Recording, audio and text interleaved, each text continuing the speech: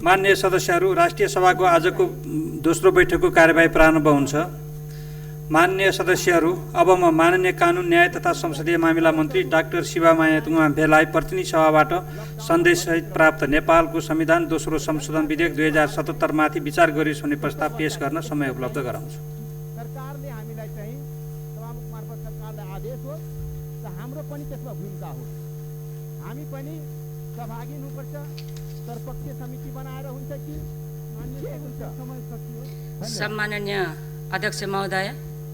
अध्यक्ष महोदयको अनुमतिले प्रतिनिधि सभाबाट सन्देशसहित प्राप्त नेपालको संविधान दोस्रो संशोधन विधेयक 2077 माथि विचार गरियोस् भन्ने प्रस्ताव पेश गर्दछु। धन्यवाद।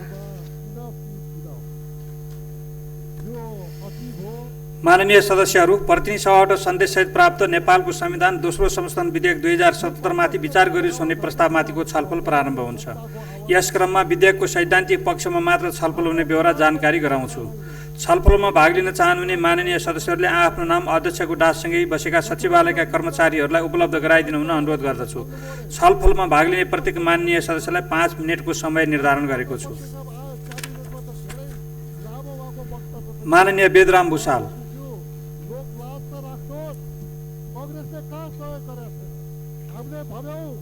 सम्माननीय अध्यक्ष महोदय, आज हामीले एउटा ज्यादै ठुलो महत्त्वको विषयमा छलफल गर्न गइरहेका छौँ।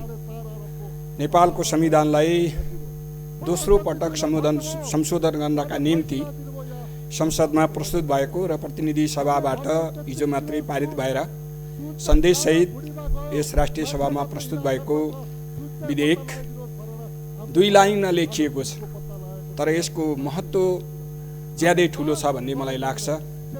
यसले हाम्रो मुलुकको गुमेको एउटा हिस्सा हाम्रो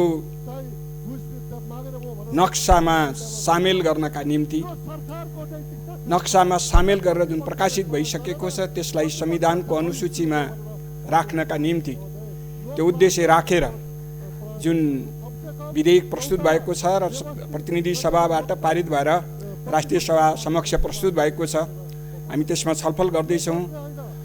यसमा मलाई एउटा गौरव पनि लागेको छ कि हामीले आजको दिनमा मातृभूमिको रक्षा गर्ने, हाम्रो माटोको रक्षा गर्ने, हाम्रो विगतमा खास गरिकन पञ्चायती कालमा गुमेको अतिक्रमित भएको भूभागलाई नेपालभित्र समेट्नका निम्ति एउटा संवैधानिक व्यवस्था गर्ने, संवैधानिक प्रावधान गर्ने, स्थापित गर्ने उद्देश्यले जुन यो विधेयक आएको छ, यो ज्यादै महत्त्वपूर्ण विधेयकको रूपमा आएको छ र यसले विगतमा भएका कमजोरीहरूलाई सच्याउने, खास गरिकन पञ्चायती कालमा त्यस बेलाका शासकहरूले के कारणले दिएका हुन् भन्न सकिँदैन। यो अध्ययनको विषय हो, अध्ययनमै रहेको विषय छ, अध्ययन गर्दै जाउँला। तर त्यस बेलामा जसरी गुमेको थियो,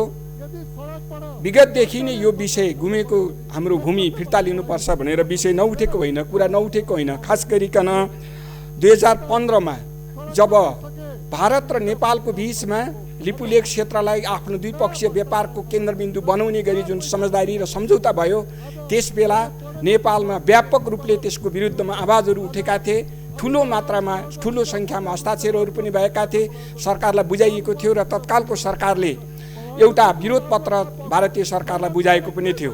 त्यसपछि पनि निरन्तर रूपमा त्यो भूभागलाई कब्जा गरिएको क्षेत्रलाई आफ्नै कब्जामा राखिरहने काम निरन्तर रूपमा भयो।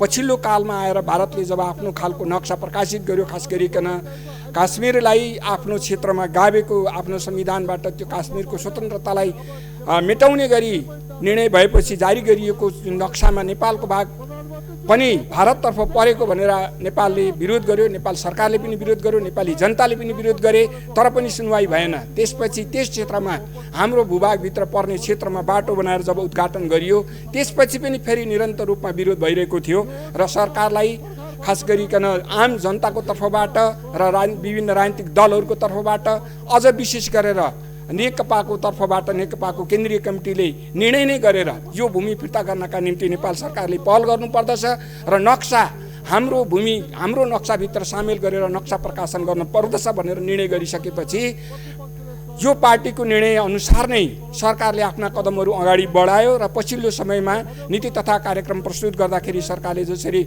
यो विषयलाई नीति तथा कार्यक्रममा समावेश गरेर अहिले अगाडि बढायो, नक्सा प्रकाशन भयो र नक्सा प्रकाशन भइसकेपछि तदनुरूप संविधानमा संशोधन गर्नका निम्ति जुन यो विधेयक प्रस्तुत भएको छ यो धेरै स्वागत योग्य छ। यो मैले फेरि दोहोऱ्याएर भन्न चाहन्छु, मातृभूमिको रक्षा गर्नका निम्ति हाम्रो माटोको रक्षा गर्नका निम्ति जुन विधेयक सरकारबाट आएको छ यसका निम्ति सरकारलाई धन्यवाद दिनुपर्दछ। र हिजो मात्रै संविधान यो विधेयकलाई पारित गर्ने सन्दर्भमा प्रतिनिधि सभामा जुन खालको एकता प्रदर्शन भएको छ त्यो एकताका निम्ति उच्च सम्मान गर्नुपर्दछ, सराहना गर्नुपर्दछ भन्ने म ठान्दछु। र मलाई के लाग्छ भने यो सभामा पनि निश्चय नै हामीले त्यो एकता प्रदर्शन गर्नेछौँ र हामीले एकताबद्ध भएर यो विधेयकलाई यहाँबाट पनि पारित गर्नेछौँ र यो विधेयक पारित गर्नु हाम्रो भूमि फर्काउने एउटा प्रारम्भ बिन्दु हुनेछ। र यो विधेयकलाई पास गरिसकेपछि हाम्रो संविधानको अनुसूचीमा यो नक्सा राखिसकेपछि निश्चय नै हामी यो हाम्रो भूमि फिर्ता गर्नका निम्ति हाम्रो भूमि नै हाम्रो नियन्त्रणमा ल्याउनका निम्ति सिङ्गो देश एकताबद्ध भएर अगाडि बढ्नेछ। यो मुलुकका सम्पूर्ण राजनीतिक दलहरू एकताबद्ध भएर अगाडि हामी बढ्नेछौँ र यो भूमि फिर्ता गरी छाड्नेछौँ भन्ने प्रतिबद्धताका साथ बिदा हुन चाहन्छु। धन्यवाद। माननीय अनिता देवकोटा। सम्माननीय अध्यक्षज्यू, लिम्पियाधुरा, लिपुलेक र कालापानीको भूभाग समावेश गरेर नेपालको संविधानको धारा 9 उपधारा 2 सँग सम्बन्धित अनुसूची 3 मा रहेको संशोधन सङ्घीय संसद प्रतिनिधि सभाबाट सर्वसहमत राष्ट्रिय सहमतिका साथ पारित भई राष्ट्रिय सभामा प्रस्तुत भएको यो ऐतिहासिक क्षणमा हामी उभिएका छौँ। कालापानी लिपुलेक लिम्पियाधुरा नेपालको अविभाज्य भूमि हो। नेपालको राष्ट्रियता, नेपालको सार्वभौमिकता, अखण्डताका लागि नेपाली काङ्ग्रेस सदैव दृढ छ। त्यसैले संविधानमा रहेको निशाना छाप संशोधनका लागि नेपाली काङ्ग्रेसले संस्थागत निर्णय गरेर नेपाली काङ्ग्रेसको केन्द्रीय समितिले संस्थागत निर्णय गरी संसदीय दलले निर्णय गरिसकेको अवस्थामा म अन्तस्करणबाट सगौरवका साथ यस प्रस्तावको पूर्ण समर्थन गर्न चाहन्छु। सम्माननीय अध्यक्षज्यू, लिपु भन्ज्याङ सन् 2015 सालमा लिपु भन्ज्याङलाई भारत र चीनले व्यापारिक नाकाका रूपमा प्रयोग गर्ने निर्णय गरे। तत्कालीन प्रधानमन्त्री सुशील कोइरालाले प्रोटेस्ट नोट लेखेर पठाउनु भएको कुरा म यस सम्मानित सभामा स्मरण गराउन चाहन्छु। सम्माननीय अध्यक्षज्यू, लिपुलेक लिम्पियाधुरा र कालापानी नेपालको भूमि हो भन्ने यथेष्ट प्रमाणहरू छन्। 1816 को सुगौली सन्धि, 2018 को जनगणना, त्यसै गरेर 2015 मा त्यहाँका जनताले, त्यो भेगका जनताले गरेको मतदान, त्यसै गरी त्यो भेगका जनताले तिरेको रसिदबाट पनि लिपुलेक कालापानी र लिम्पियाधुरा नेपालको हो भन्ने कुरा प्रष्ट छ। त्यसैले म भन्न चाहन्छु सम्मानीय अध्यक्षज्यू, राष्ट्रियताका सवालमा कुनै मुलुक सानो हुन सक्छ, भूगोलमा कुनै मुलुक धनी सानो हुन सक्छ, कुनै मुलुक ठुलो हुन सक्छ, विकासका दृष्टिकोणमा पनि कुनै मुलुक अगाडि हुन सक्छ, कुनै मुलुक पछाडि हुन सक्छ, कुनै मुलुक धनी र गरिब हुन सक्छ। राष्ट्रियताका सवालमा कमजोर हुन सक्दैन। त्यसैले म सम्मानित सभाका माध्यमबाट यो ऐतिहासिक क्षणमा यतिखेर यो लिम्पियाधुरा कालापानी लिपुलेक नेपालको भूमि हो, यो नक्सामा सार्वजनिक गरेको छ। सार्वजनिक भइसकेको नक्सा अब हामी संविधानमा रहेको निशाना छाप संशोधनका माध्यमबाट हामीले गुमेको त्यो भूमिलाई प्राप्त गर्नको लागि राजनैतिक र कूटनैतिक आधारबाट अगाडि बढ्नुपर्छ भन्ने मलाई लागेको छ। म यतिखेर सम्झन चाहन्छु, महामानव बिपी कोइरालाले राष्ट्रियताका सवालमा हामी जहाँ रहौँ जनताको सामूहिक भावना त्यही हो राष्ट्रियता। त्यसैले हाम्रा संस्थापक नेताले राष्ट्रियतालाई सर्वोपरि मानेको बेला हामी अहिले जननी जन्मभूमि स्वर्गादपि गरिएছি। त्यसैले आफ्नो भूमिलाई फिर्ता ल्याउनको लागि यो साझा सहमति हो। राष्ट्रिय एकता प्रदर्शन भएको अद्भुत क्षण हो, ऐतिहासिक क्षण हो। यस अवसरमा यसलाई, यो तागतलाई सरकारले प्रयोग गरेर राजनैतिक र कूटनैतिक तवरले नक्सा सार्वजनिक भएको छ, संविधानमा संशोधन भएको छ। अब भूमि फिर्ता गर्ने कुरामा पनि अविलम्ब यो तागतबाट सरकारले अगाडि बढोस् भन्ने शुभेच्छाका साथ बिदा हुन्छु। धन्यवाद। जय नेपाल। माननीय देवेन्द्र दाहाल।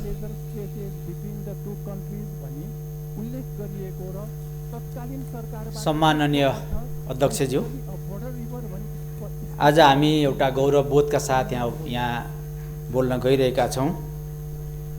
लिपुलेक, लिम्पियाधुरा र कालापानी समेटिएको नेपालको पुरानो नक्सा हाम्रो नेपालको संविधानको अनुसूची 3 मा राख्ने गरी प्रतिनिधि सभाको सन्देशसहितको संशोधन प्रस्तावसहितको विधेयक हाम्रो सदनमा आएको छ र यो विधेयकको सन्दर्भमा हामी छलफलमा भाग लिइरहेका छौँ।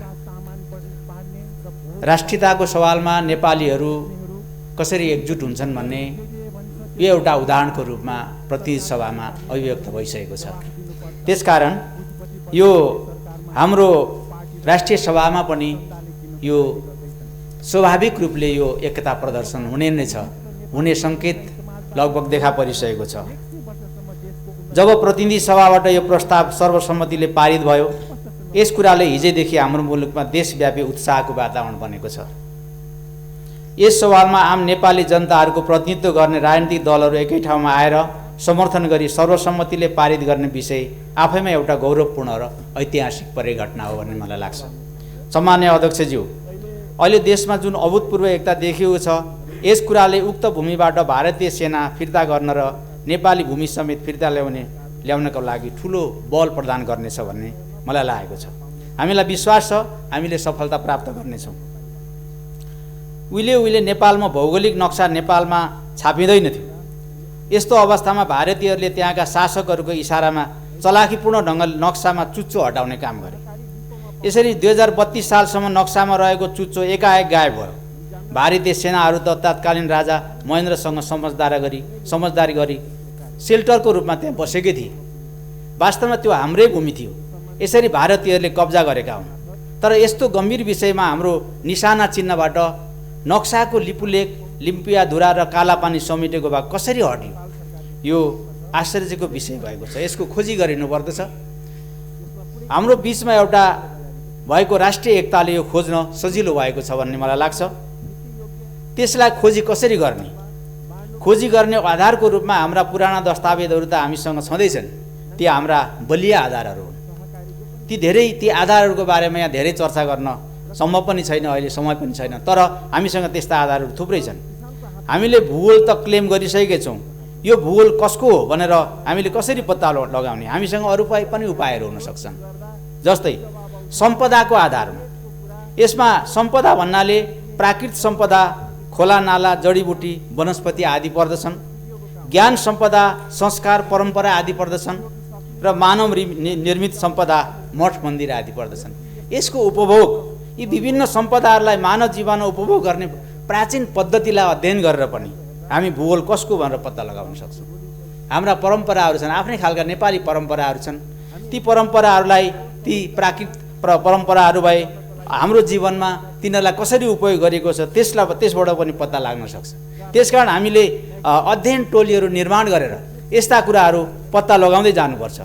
साँच्चै खोज्नु पर्दा हामी यसरी खोज्न सक्छौँ, यी माथिका आधारहरू पनि त्यो भूमि नेपालकै हो भन्ने कुरा प्रमाणित हुन्छ र विभिन्न आधारहरूबाट हामीले त्यो भूमिलाई हाम्रो हो कि होइन भनेर हामी जाँच्न सक्छौँ। त्यस कारणले गर्दाखेरि हामीले त्यो जाँच्नुपर्ने आवश्यकता पनि छैन, किनभने यो भूमि हाम्रो भन्ने कुरो धेरै प्रमाणहरूले देखाइसकेको छ। प्रतिनिधि सभाबाट नेपालको नक्सा सच्याउने प्रस्ताव सर्वसम्मतिबाट पारित भइसकेपछि भारतीयहरूले यो मान्य नहुने भनेर प्रारम्भिक प्रतिक्रिया दिएका छन्। यो स्वाभाविकै हो। उनीहरूले त्यसो नगर्ने हो भने त हामीले यी सबै गर्नुपर्ने पनि थिएन होला। त्यसकारण यो नेपाल संसारलाई नै सुनाउनका लागि गरिएको हुनसक्छ। अब हामीले पनि नक्सा मात्र होइन, भूमि नै फिर्ता ल्याउनको लागि अझै बलियो राष्ट्रिय एकता कायम गर्नै पर्ने भएको छ। सम्माननीय अध्यक्षज्यू, अब हामी जुन विषयमा छलफल गर्दैछौँ यो हाम्रो राष्ट्रियतासँग जोडिएको, नसासँग जोडिएको सवाल हो। यो विषयमा कुरा राखिरहँदा एकातिर गौरवको अनुभूति भइरहेको छ भने अर्कोतिर यसलाई कार्यान्वयन गराउने गम्भीर अभियान थपिएको पनि महसुस भएको छ। यसलाई सर्वसम्मतिले पारित गर्दै हाम्रो राष्ट्रियता, भौगोलिक अखण्डता र मुलुकको सार्वभौमिकताको लागि हामी सबै एकै ठाउँमा उभिएर दर्विलो एकता प्रदर्शन गर्नेछौँ भन्दै म यो प्रस्तावको पक्षमा सगौरव आफ्नो अभिमत जाहेर गर्दछु। धन्यवाद। माननीय ठगेन्द्र प्रकाश पुरी। सम्माननीय अध्यक्षज्यू, नेपालको संविधानलाई संशोधन गर्न बनेको विधेयक सम्मानित प्रतिनिधि सभाद्वारा सर्वसम्मत रूपमा पारित भई हाम्रो यस सम्मानित सदनमा पेश भएको छ। यस सम्बन्धी संक्षिप्त केही सैद्धान्तिक सवाल प्रस्तुत गर्न अनुमतिका लागि सम्माननीय अध्यक्षज्यू म अनुरोध गर्न चाहन्छु। अध्यक्षज्यू, हाम्रो संविधान राष्ट्रियता, हामीले अपनाएको राजनीतिक व्यवस्था र आर्थिक समुन्नतिको दस्तावेज हो र अहिले हामी समक्ष जुन विधेयक आएको छ यो विधेयकको सम्बन्ध हाम्रो राष्ट्रियतासँग गाँसिएको छ र राष्ट्रियता देशको माटो र जनताको आत्मा हो र हाम्रो माटोमाथि कुनै पनि प्रकारको अतिक्रमण हामी जनतालाई स्वीकार्य हुँदैन र जनताको मन मस्तिष्क र आत्मामा त्यस प्रकारको क्रियाकलापले चोट पुर्याउँछ। जब हाम्रो नेपाली भूमिमाथि विभिन्न समयमा जुन प्रकारका अतिक्रमणहरू देखा परेका छन् ती अतिक्रमणका विरुद्ध वर्तमान सरकारले जुन एउटा पहल कदमी चाल्यो र त्यो पहल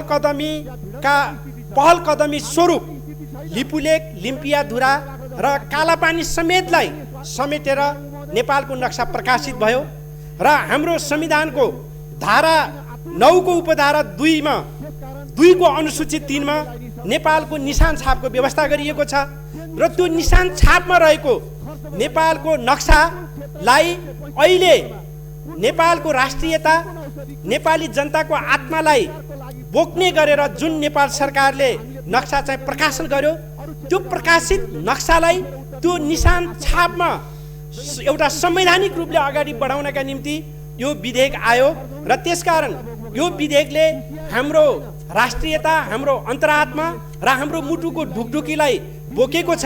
त्यसकारण नेपाल सरकारले नेपाली जनताको स्वाभिमानलाई उच्च राख्नका लागि र राष्ट्रियताको संरक्षणका लागि जुन यो विधेयक प्रस्तुत गरेको छ म यो विधेयकको हार्दिक स्वागत गर्न चाहन्छु, सम्मान गर्न चाहन्छु र समर्थन गर्न चाहन्छु। र सम्माननीय अध्यक्षज्यू, यो राष्ट्रियताको सवालमा लिपुलेक, लिम्पियाधुरा र कालापानी मात्रै होइन, पूर्व मेचीदेखि पश्चिम महाकालीसम्म धेरै ठाउँमा यस्ता सीमाका सम्बन्धमा विभिन्न विवादित कुराहरू रहेका छन् र यी विवादित कुराहरूलाई नेपाल सरकारले आपसी एउटा कूटनैतिक संवादका माध्यमबाट यसको समाधान गर्ने कुरा हामीले विश्वास गरेका छौँ र एउटा सफलताको पहिलो चरण स्वरूप नेपाल सरकारले यो जुन नक्सा प्रकाशन गरेको छ यो नेपालको नक्सा प्रकाशनले हाम्रो गौरवलाई माथि उठाएको छ, हाम्रो साहसलाई चाहिँ बढाएको छ। म पुनः यो विधेयकको स्वागत गर्दै यसलाई एउटा प्रक्रियागत ढङ्गले हामी प्रतिनिधि सभाले जसरी नै एउटा सर्वसम्मत ढङ्गले पारित गर्ने एउटा अठोट र विश्वास बोक्दै आफ्नो भनाइ टुङ्ग्याउन चाहन्छु। धन्यवाद। माननीय जितेन्द्र नारायण। सम्माननीय अध्यक्ष महोदय, आज हामी नेपालको राजनीतिक इतिहासमा राष्ट्रिय अखण्डताको एउटा अत्यन्त गम्भीर र संवेदनशील विषयमा छलफल गरिराखेका छौँ। यो सन्दर्भलाई यो विषयमा बोलिराख्दा म साँच्चीकै आज अत्यन्त अलिकति गम्भीर पनि भएको छु, अलिकति भावुक पनि भएको छु। यो सन्दर्भलाई, अहिलेको सन्दर्भलाई बुझ्नको लागि मैले दुईटा किताबलाई रेकर्डको लागि म स्मरण गर्न चाहन्छु। सन् 1948 मा ह्यान्स मार्जेन थोद्वारा लिखित पोलिटिक्स एमङ द नेसन्स, त्यो किताबले हामी जस्तो देशको लागि, सानो देशको लागि, सामरिक र आर्थिक दृष्टिकोणले कमजोर देशको लागि कस्तो विदेश नीति चाहिन्छ भन्ने कुरा बुझ्नको लागि त्यो किताब सान्दर्भिक छ। र सँगसँगै दुनियाँमा अत्यन्त प्रसिद्ध लेनिनले लेखेको त्यो किताब लेफ्ट विङ कम्युनिजम एन्ड इन्फेन्टाइल डिजअर्डर, उग्रवामपन्थी साम्यवाद एउटा बाल रोग, यो दुईटा किताबको सन्दर्भ आज अत्यन्त महत्त्वपूर्ण छ भन्ने मैले यो उल्लेख गरेँ। निश्चित रूपमा लिम्पियाधुरा, लिपुलेक र कालापानी नेपालको भूभाग हो। हामी नेपालीहरूको भूभाग हो। हाम्रो राष्ट्रिय अखण्डताभित्रको भूभाग हो। हाम्रो तथ्यले, प्रमाणले, इतिहासले यो कुरा बताइराखेको छ। हाम्रो पार्टी नेपाली काङ्ग्रेसले, पार्टीको केन्द्रीय कार्य समितिले, संसदीय दलले प्रस्तावको पक्षमा, अहिले जुन प्रस्ताव छ त्यो प्रस्तावको पक्षमा जाने सर्वसम्मत निर्णय गरिसकेको छ। म एउटा नेपाली काङ्ग्रेसको सिपाहीको नाताले प्रस्तावको पक्षमा दृढता साथ उभिनेछु, मतदान गर्नेछु भन्ने कुरामा कुनै अन्यथा अवस्था रहँदैन। तथापि म एउटा नेपाली राजनीतिको एउटा विद्यार्थी भएको नाताले म के कुरा भन्न चाहन्छु भने कम्युनिस्ट साहित्यमा रणनीति र कार्यनीति भने दुईटा महत्त्वपूर्ण शब्दावली हुन्छ। रणनीतिलाई प्राप्त गर्नको निमित्त कस्तो कार्यनीति हामीले अपनाउने भन्ने कुरा अत्यन्त महत्त्वपूर्ण हुन्छ। यदि रणनीति ठिक छ तर कार्यनीति हामीले गल्ती गऱ्यौँ भने, कार्यनीति अपनाउन गलत कार्यनीति अपनायो भने रणनीतिमा हामी पुग्न सक्दैनौँ। त्यसकारण सम्माननीय अध्यक्ष महोदय, कता कता मलाई के लागिराखेको छ भन्दाखेरि त्यो दुईटा अघिको किताबको सन्दर्भलाई सम्झँदाखेरि जुन बाटो हामीले अहिले अपनाइराखेका छौँ त्यो बाटोले हाम्रो रणनीतिलाई टाढा पुर्याउँछ कि हाम्रो रणनीतिले अझ टाढा टाढासम्म पुर्याएर कहीँ समग्र पुरै त्यो हिस्सा प्राप्त नहुने स्थिति सृजना हुन्छ कि भन्ने मलाई अलिअलि शङ्का, अलिअलि डर मलाई लागिराखेको छ। बाटोको हकमा मात्रै, रणनीतिको हकमा होइन, विषयवस्तुको हकमा होइन। जसरी बङ्गलादेश र श्रीलङ्काले शान्त कूटनीतिको माध्यमद्वारा लामो समय लगाएर आफ्नो जल सीमालाई र थल सीमालाई, श्रीलङ्काले जल सीमालाई र बङ्गलादेशले थल सीमालाई जसरी सम्पन्न गर्यो, एउटा इज्जत साथ सम्मानजनक ढङ्गले आफ्नो भूमि प्राप्त गरिसक्यो, त्यो हिसाबले जानु अलि ठिक थियो कि भन्ने मेरो यो रेकर्ड गर्न खोजेको कुरा मात्रै हो। तथापि यस कुरामा कुनै दुई मत छैन कि त्यो भूभाग लिम्पियाधुरा, लिपुलेक, कालापानी नेपालको हो। नेपालीहरूले लिछाड्नुपर्छ। त्यो चाहिँ शान्त कूटनीतिको माध्यमद्वारा, डायलोग, वार्ता र कन्भर्सेसनको माध्यमद्वारा हामीले लिनुपर्दछ। त्यो कुरामा दृढता साथ म पनि उभिएको छु र हाम्रो पार्टीले जुन दृढता साथ प्रस्तावको पक्षमा जाने भन्ने कुरा गरेको छ, म पनि त्यसको पक्षमा दृढता साथ रहनेछु, मतदान गर्नेछु भन्ने कुरा समेत म चाहिँ यहाँ राख्न चाहन्छु। धन्यवाद। माननीय दिलकुमारी रावल थापा पार्वती।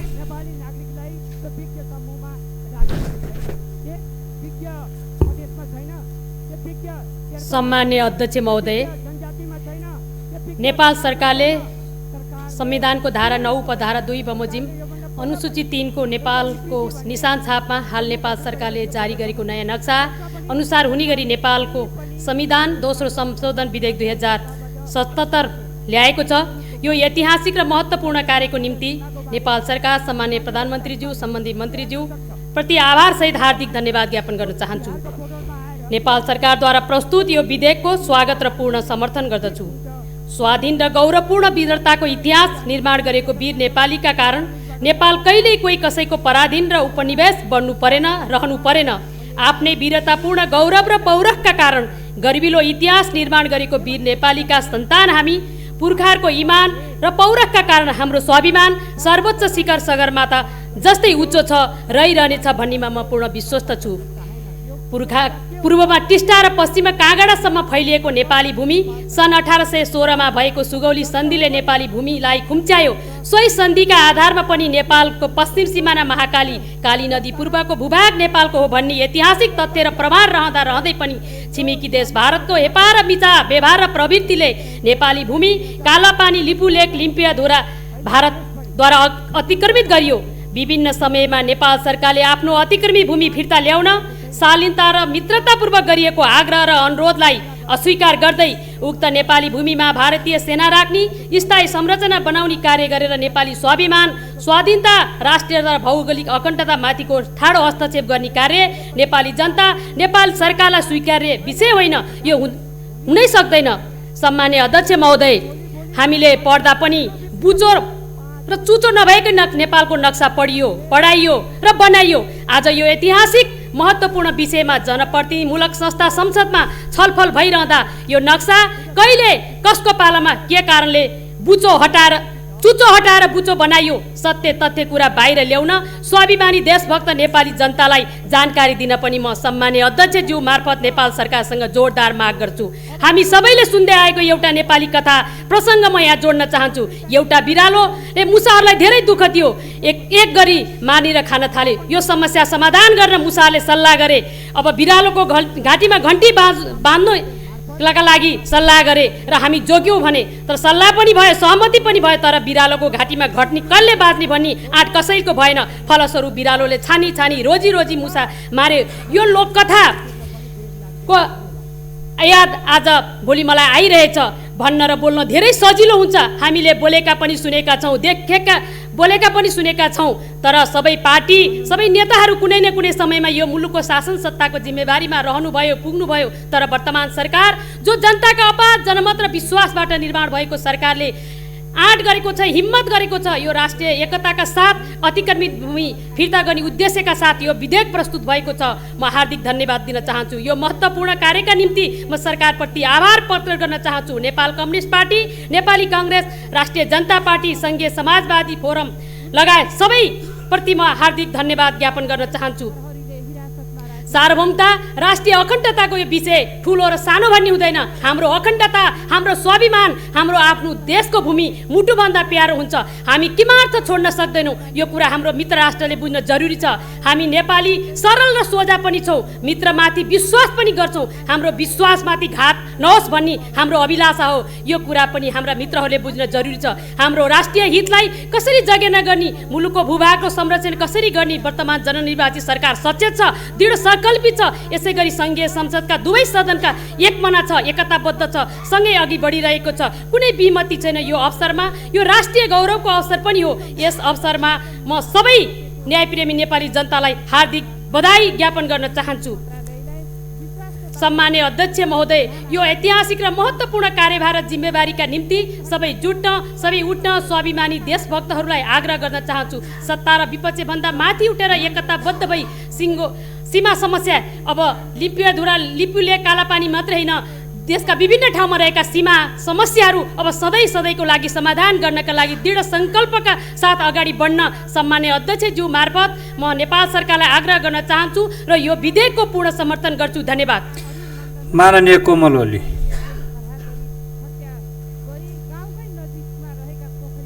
सम्माननीय अध्यक्ष महोदय, नेपालको संविधानको अनुसूचीमा रहने लिम्पियाधुरा, लिपुलेख र कालापानी समावेश भएको नेपालको नक्सा सहितको निशान छाप प्रतिनिधि सभाबाट 2/3 भन्दा बढी मतले सर्वसम्मत अनुमोदन भएको छ र आज राष्ट्रिय सभामा पेश भएको छ र हामी त्यसैको छलफलमा छौँ। म यसको सम्मानका साथ स्वागत र समर्थन गर्दछु। सम्माननीय अध्यक्ष महोदय, मुलुकको भौगोलिक अखण्डताको पक्षमा, राष्ट्रियता, स्वाधीनता र स्वतन्त्रताका पक्षमा राष्ट्रिय शक्तिहरूबीच देखिएको राष्ट्रिय एकता र सङ्कल्प अभूतपूर्व र ऐतिहासिक छ। नेपालको राष्ट्रियताका सन्दर्भमा यो ऐतिहासिक घटना हो नै। नेपाल सानो भए पनि, गरिब भए पनि नेपाली आफ्नो राष्ट्रियताप्रति संवेदनशील छन्।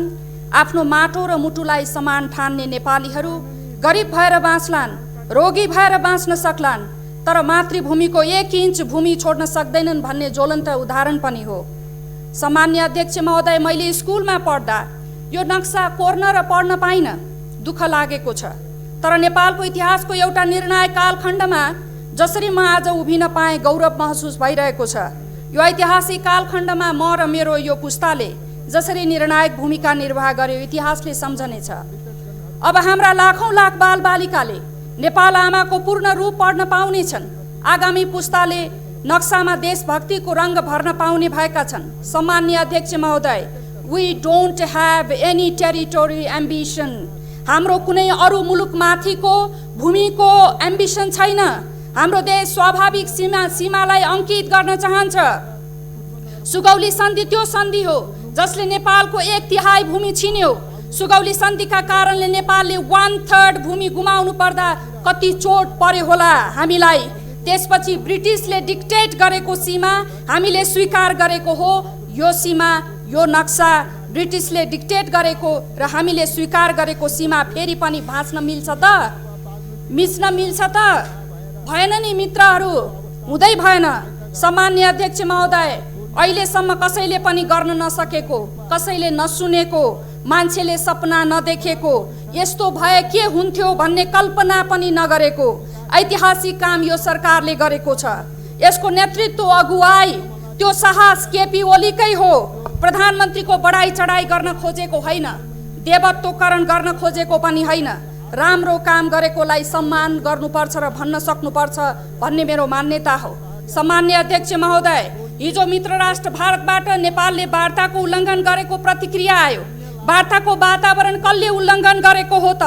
2019 को नोभेम्बर 2 मा अर्थात् 2076 साल कार्तिक 16 गते भारतले एकतर्फी रूपमा नक्सा किन सार्वजनिक गर्यो?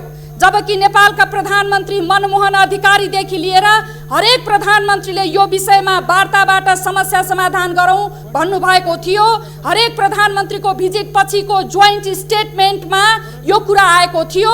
तर प्रत्येक पटक भारतले परराष्ट्र सचिव स्तरमा समाधान गर्ने भन्ने, तर बैठक बस्न नमान्ने।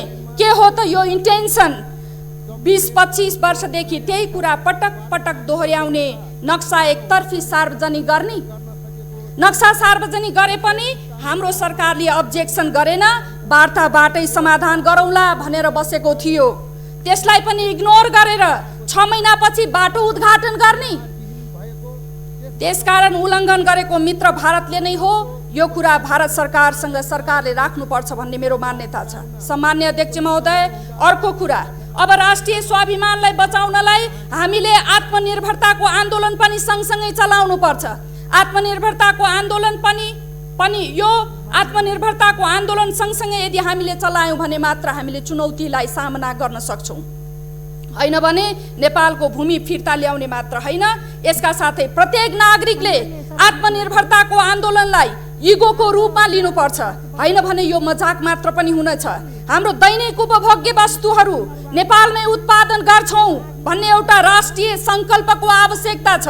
सम्मान्य अध्यक्ष महोदय, जसरी दोस्रो विश्वयुद्धपछि जापानी नागरिकहरूले कडा परिश्रम गरेर खरानीमा विकासको फुल फुलाए, मूल फुटाए, हामी पनि त्यसरी नै हाम्रो भावनामा एउटा आत्मनिर्भरताको भावना जागृत गराउन जरुरी छ। राष्ट्रियताका पक्षमा एक भयौँ। जसरी हामी एक भयौँ, आत्मनिर्भर हुनका लागि पनि सबै मिलौँ। सरकार, पक्ष, विपक्ष सबै एकताबद्ध भएर यो अध्यायको पनि सुरुवात गरौँ। माननीय जग प्रसाद शर्मा। हार्डवेयर पनि ध्वस्त भएको छ र त्यो घरहरू पूर्ण रूपमा क्षति भएको छ। सभामुख महोदय, म यो जानकारी गराउन चाहन्छु र यो सँगसँगै अहिले कोरोनाको कहरले गर्दाखेरि सुनसरी जिल्लाको क्वारेन्टाइनहरू व्यवस्थित छैन। सभामुख सम्माननीय अध्यक्ष महोदय, सम्बन्धित निकायको म हामी गर्न चाहन्छु। सङ्घीय लोकतान्त्रिक गणतन्त्रको संविधानको दोस्रो संशोधनको विधेयक जुन हिजो प्रतिनिधि सभाबाट पारित भएर सन्देशसहित यो राष्ट्रिय सभामा आएको छ, यसमा छलफल गरिरहेका छौँ। र खास गरी आज मलाई यो विधेयकमा छलफल गरिराख्दा असाध्यै गर्व र गौरवको अनुभूति भएको छ। किनकि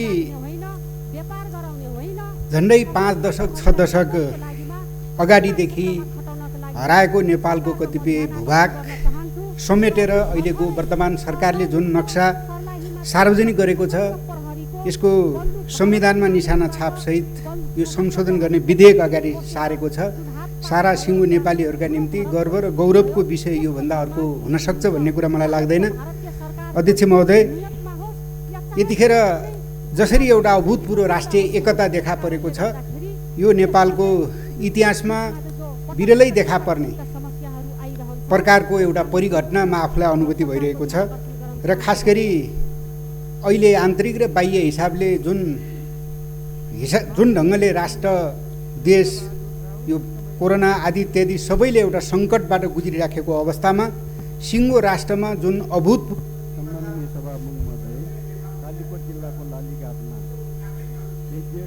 यो आफैमा गर्व र गौरवको विषयमा आफूले अनुभूति गरिराखेको छु। त्यसकारण कि यो विधेयक, संशोधनको विधेयक जो ढङ्गले यहाँ हाम्रा अगाडि आएको छ, यसले सबैलाई एउटा गर्व र गौरवको अनुभूति एकातिर गराएको छ भने अर्कोतिर हामी स्वतन्त्र छौँ, स्वाभिमानी छौँ। केवल देश, राष्ट्र र देशभक्तिका हिसाबले मात्र होइन, हामी राजनीतिक हिसाबले पनि स्वतन्त्र छौँ, आर्थिक हिसाबले पनि स्वतन्त्र र स्वाभिमान छौँ, सांस्कृतिक हिसाबले पनि स्वतन्त्र र स्वाभिमान छौँ। यो देश भूगोलका हिसाबले सानो होला, विकासका हिसाबले पछि परेको होला, गरिबी होला, तर राष्ट्रियताका हिसाबले, देशभक्तिको भावका हिसाबले हामी समृद्ध छौँ, सम्पन्न छौँ। यो अर्थमा यो विधेयकलाई मैले आफ्नो ठाउँबाट जसरी अगाडि सारेको छ, ल्याएको छ, सरकारलाई म धन्यवाद दिन चाहन्छु र यसलाई हृदयदेखि स्वागत गर्न चाहन्छु, सम्मान गर्न चाहन्छु र यसको पक्षमा दृढतापूर्वक मेरो आफ्नो मत जाहेर गर्न चाहन्छु। धन्यवाद। माननीय भैरव सुन्दर श्रेष्ठ। सम्माननीय अध्यक्षज्यू, यतिखेर हामी प्रतिनिधि सभाबाट पास भएर सर्वसम्मत रूपमा पारित भई यो सदनमा पेश भएको संविधानको अनुसूची 3 लाई निशान साप परिवर्तन गर्ने गरी जुन विधेयक चाहिँ पेश भएको छ, यो विधेयक पेश भइरहँदा अत्यन्तै गौरवबोध, अत्यन्तै उत्साह छाएको चाहिँ छ भन्ने कुरो मैले चाहिँ बुझिरहेको चाहिँ छु। अध्यक्ष महोदय, नेपालको इतिहास भनेको गौरव गाथाहरूले भरिएको इतिहास चाहिँ छ। हामी नेपालीहरू विश्वका धेरै मुलुकहरू कसैको गुलाम चाहिँ बने अथवा औपनिवेशिक शासनमा चाहिँ शासित चाहिँ भए, त हाम्रो देश नेपाल त्यही गौरव गाथाले भरिएको इतिहास भएकोले विश्वका 19वटा मुलुकहरू जो कसैको गुलाम बनेनन् त्यसमध्येको एउटा देश नेपाल हो भनिरहँदा हामी आज पनि गौरव गर्छौँ। भोलिका इतिहासका भोलि पछाडि पनि फर्केर हामी हेर्दा गौरव बोध गरिरहेकै थियौँ, आज पनि गर्छौँ र भोलि पनि हामी गर्ने नै छौँ। यो गौरव गाथाले भरिएको इतिहास भएको नेपाल, धेरै ठुलो भूभाग ओगटेको नेपाल, इस्ट इन्डिया कम्पनी र नेपालका बीचमती सन् 1816 मती जुन सन्धि चाहिँ भयो, त्यो सन्धिले हाम्रो देशको सिमाना खुम्चियो। त्यो सुगौली सन्धिले निर्धारण गरेको सिमानालाई आज पनि नेपालले मान्दै आएको चाहिँ छ। हामी मान्छौँ भनेर प्रतिबद्धता व्यक्त गरिरहेका छौँ। हाम्रो छिमेकी देश भारत, जसले यो सन्धिको पक्षमाथि उभिनु चाहिँ पर्ने चाहिँ थियो, तर पनि हामीले मित्र भनिरहेको देश आज त्यो सुगौली सन्धिले स्थापना गरेको, सिमाना कायम गरेको कि पश्चिमको काली नदीलाई सिमानाको नदी मानेर त्यो पश्चिमको महाकाली नदीका पूर्वका भूभाग नेपालको रहने, पश्चिमका काली नदीदेखि पश्चिमको भूभागमा नेपालले आफ्नो दाबी छोड्ने र कहिल्यै पनि त्यो नेपालको भन्ने कुरो नेपालले नबन्ने भन्ने शर्तमाथि सुगौली सन्धि भएको चाहिँ थियो। र आज हामीलाई दुःख लागिरहेको थियो यो मञ्चबाट भन्दाखेरि कि त्यति बेला चाहिँ भएको सन्धिका यथेष्ट प्रमाणहरू चाहिँ छन्, ती प्रमाणलाई भारतले बुझ्नुपर्ने चाहिँ थियो। हुन त हामी भारतलाई मित्र देश चाहिँ भन्छौँ, आज पनि हामी मित्र देश चाहिँ भन्छौँ, छिमेकी जस्तो भइदिनु चाहिँ पर्थ्यो, तर पनि भारतको भूमिका हेर्दाखेरि त्यस्तो लागिरहेको छैन। र हाम्रो आत्मसम्मानमा चोट लाग्ने गरी भारतले सन् 1961 मा जसरी कालापानीमा आफ्नो सैनिक लिएर आएर राख्ने काम चाहिँ गरियो, त्यसप्रति हाम्रो भूमि मिचेको छ भन्ने कुरो त्यस बेलादेखि हामी भन्दै आएका चाहिँ छौँ। तर विगतमा पञ्चायती शासकहरूले त्यो भूमि फिर्ता ल्याउनका निम्ति त्यो भूमिमा भारतीय सेनाहरू बसिसकेपछि जुन खालको पहल र प्रयत्नहरू गर्नु चाहिँ पर्थ्यो, विगतको सरकारले गर्दैन र जुन समस्या आज हामी झेलिरहेका चाहिँ छौँ।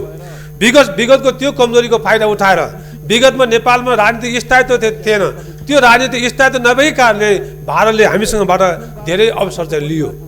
त्यो विगतको अस्थिरताको फाइदा भारतले उठायो।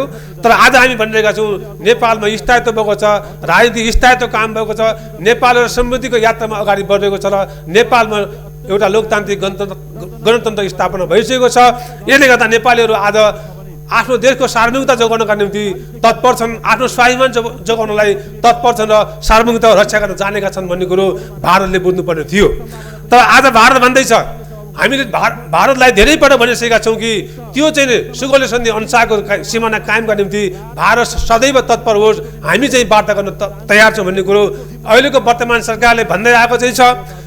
विगतका सरकारले केही भने पनि यो प्रमाणको रूपमा जसरी आज चाहिँ संविधानको धारा चाहिँ 9 अनुरूपको जो अनुसूची कायम चाहिँ भएको छ, त्यस अनुरूप हामीले आफ्नो निशान छाप बदल्नका निम्ति सरकारले जुन प्रयत्न गर्नुपर्ने थियो विगतमा ती कुराहरू भएनन्। अहिलेको वर्तमान सरकार नेपाल कम्युनिस्ट पार्टीको नेतृत्वको सरकार चाहिँ छ। वर्तमान सरकारको नेतृत्व गरिरहनुभएका सम्माननीय प्रधानमन्त्री केपी ओली शर्माको नेतृत्वमा सरकार बनेको छ।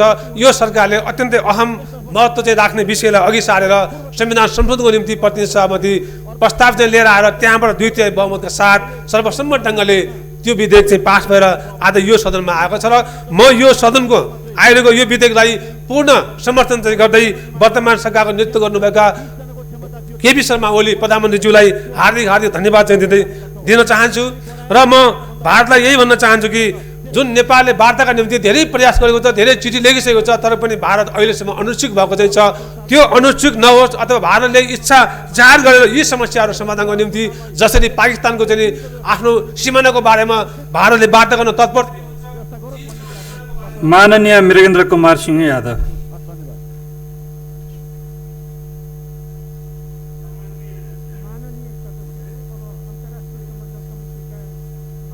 सम्माननीय अध्यक्ष महोदय,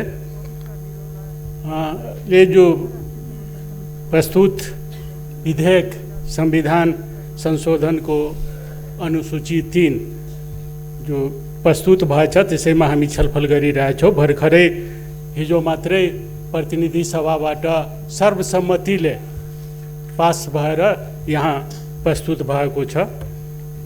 त्यसमा हाम्रो पनि पूर्ण समर्थन छ। सभा अध्यक्ष महोदय, जननी जन्मभूमिश्च स्वर्गादपि गरीयसी, जो माता र मातृभूमि को लागि सम्पूर्ण नेपाल अहिले नेपाली मात्र सम्पूर्ण चाहिँ एक ठाउँमा उभिएको छ। राष्ट्रियतामा हामी पनि कसैसँग पछाडि छैनौँ। हामी पटक पटक चाहिँ यो भनिरहेका छौँ तर विश्वास दिलाउन सकिरहेको छैन अध्यक्ष महोदय।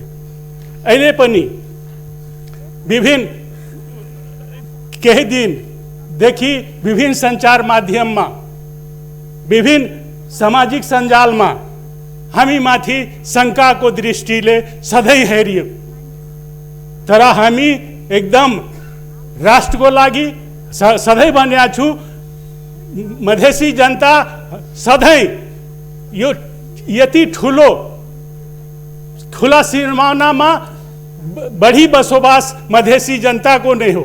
त्यहाँ त्यो जङ्गे पिलरले होइन, त्यो हामी मधेसीले नै त्यो सीमाको सुरक्षा गरेका छौँ अध्यक्ष महोदय। तापनि हामीलाई शङ्काको दृष्टिले हेरिन्छ, त्यसको चाहिँ निश्चित रूपमा दुःख लाग्छ अध्यक्ष महोदय। इन्डियाले केही गर्यो भने लोन्डेप दोर्जेले सिक्किम गाभ्यो, भारत सरकार र लोन्डे दोर्जेले को त्यसमा करामात थियो, तर धोती तान्यो काठमाडौँमा मधेसीहरूको। ऋतिक रोशन एउटा सिने जगतका अभिनेता के भन्यो के नभन्यो, तर यहाँ सडकमा चाहिँ हेलमेट उठाएर मुख देखेर अनुहार हेरेर चाहिँ चुट्यो मधेसी जनतालाई। विभिन्न सधैँ चाहिँ भैयाबाट सम्बोधन गर्ने, मर्सियाबाट सम्बोधन गर्ने, त्यतातिर ध्यान दियोस् अध्यक्ष महोदय। म अध्यक्ष महोदय मार्फत यस्ता जो सोच छ एउटा कि यिनीहरू अनुहार हेरेर मात्रै चाहिँ इन्डिया कोही चाहिँ पक्षमा जान्छ भने त्यस्तो कदापि होइन। मातृभूमिको लागि, आफ्नो भूमिको लागि हामी पनि खुन दिन तयार छौँ। त्यसको उदाहरण तिलाठीका देवनारायण यादव छन् अध्यक्ष महोदय। त्यसैले अब यो त हामी पायौँ, नक्सा त हामी गऱ्यौँ, यसलाई अब भोग चलन पनि कहिले हुन्छ त्यो त्यतातिर चाहिँ सरकार एकदम दृढतापूर्वक लागोस्, हामी साथ छौँ, एकदम साथ दिन्छौँ। तर योभन्दा पहिले पनि विभिन्न सन्धिहरू भएका छन्, त्यतातिर पनि छानबिन भएर कसको दोष, कहाँ कहाँ चाहिँ हाम्रो राष्ट्रियता, हाम्रो भूमि गएको छ। महाकाली सन्धिमा, सुगौली सन्धिमा चाहिँ पश्चिमको भाग, महाकालीको पश्चिम भागबाट चाहिँ कुनै सम्पर्क सरोकार हुँदैन नेपालको, तर महाकाली सन्धिमा हामी चाहिँ आधा आधी बाँट्यौँ, महाकालीलाई आधा आधी बाँट्यौँ। त्यतातिर पनि ध्यान जाओस्, कसको गल्ती कहाँ कहाँ छ, कसले कसले चाहिँ राष्ट्रघात गरेका छ, तिनीहरूलाई पनि खोजी होस्। अध्यक्ष महोदय, अन्तमा फेरि यो वार्ताद्वारा नै समाधान हुन्छ। यो विकल्प एउटा वार्ता बाहेक अर्को विकल्प छैन। त्यसै तरे सबैतिर, सदनमा होस्, सडकमा होस्, वार्ताको वातावरण चाहिँ बनाइयोस्, त्यतातिर ध्यान दियोस्। म आग्रह